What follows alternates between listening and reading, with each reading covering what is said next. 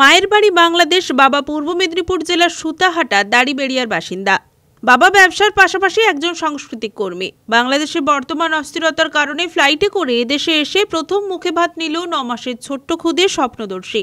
মা শিপ্রা রানী এবং মামা প্রবীর কুমারের বাংলাদেশের বাসিন্দা, কিন্তু বাবা কৃষ্ণেন্দু বেরা তিনি এদেশেই বড় হয়েছেন। বর্তমানে বাংলাদেশের অস্থির পরিস্থিতির মাঝে বাংলাদেশে গিয়ে অন্নপ্রাশন সম্ভব নয়। 80 ছুঁই ছুঁই ঠাকুমারও সম্ভব নয় নাতির অন্নপ্রাশনেই বাংলাদেশে যাওয়ার।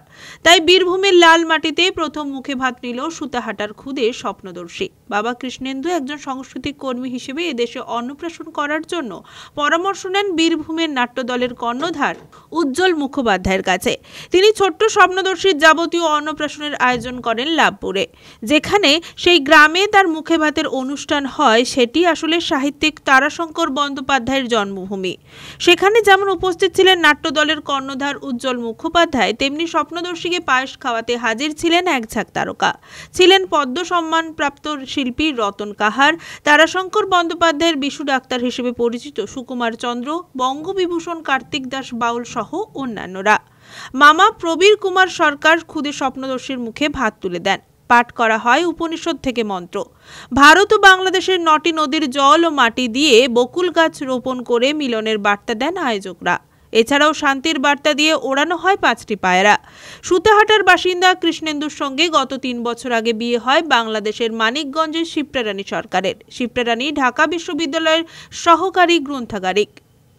মামা প্রবীর কুমার সরকার তিনিও বাংলাদেশের ঢাকা বিশ্ববিদ্যালয়ের প্রাক্তন কর্মসচিব। অশান্ত বাংলাদেশ থেকে এদেশে অন্নপ্রাশনের জন্য ভিসা নিয়ে এসেছেন মা ও মামা। আগামী দিনে ছেলেও এদেশে বড় হবে বলে জানিয়েছে ছেলের বাবা কৃষ্ণেন্দু। এদেশের সাংস্কৃতিক পরিমণ্ডলে বেড়ে উঠবে ছোট্ট স্বপ্নদর্শী। বাবা কৃষ্ণেন্দু বেরা জানিয়েছেন, একবারে কি মুহূর্তে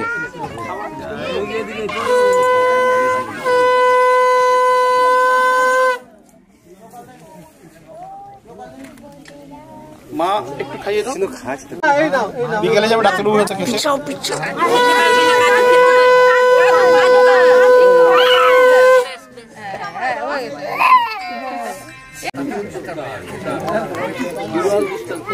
এবার টাচ করো, মুখটা একটু বের করো।